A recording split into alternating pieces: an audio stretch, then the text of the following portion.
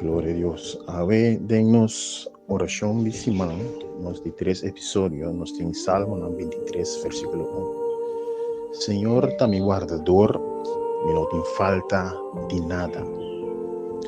E que pensava que se vou pôr Deus, vou pôr Cristo Jesus como bom guardador, Ele só para não tem falta de nada. Isso significa que é conhecer tua boa necessidade, e ele só para abo tem boa necessidade de cumprir.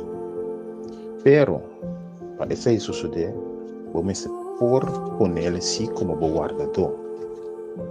O bebê nós também nós mesmos guardador e nós mesmos vai buscar modo de cumprir com nossa necessidade.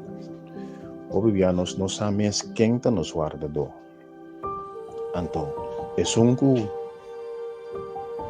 uma oportunidade para fungir como nosso guardador. Se não está Deus, Ele vai só para a necessidade, ou de outra banda, queda sem soro para a necessidade. Nosso problema está com o bebê, nós não sabemos quem está nosso guardador.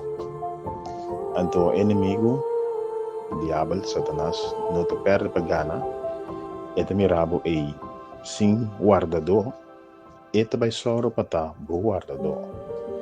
E logo depende de dia que logo tem e dia que logo sofre. Talvez aí eu recomendava ter oração de semana aqui para nos pôr Deus, para nos pôr Jesus como nosso guardador.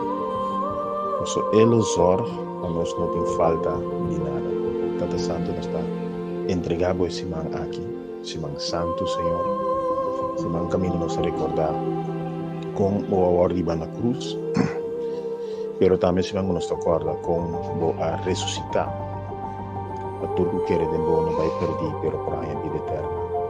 Depois aí, nós te põe nos mês, bom de boa guardia, nós escolhe abo como nosso guardador. Assim a abo por cuida de nós, assim a abo por conhecer nossa necessidade e abo sorge para turnos necessidades, Senhor.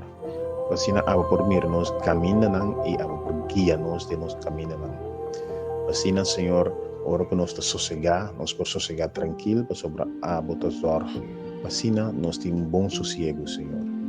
Tata Santo, nós te agradecemos, nós te entregamos nossa vida, nós te pedimos para botar nosso guardador. Danke por semana aqui. Bendição a tudo que te escuta.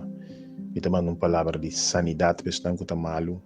Uma palavra de fortaleza para estar que tem problema mental, preocupação, Senhor.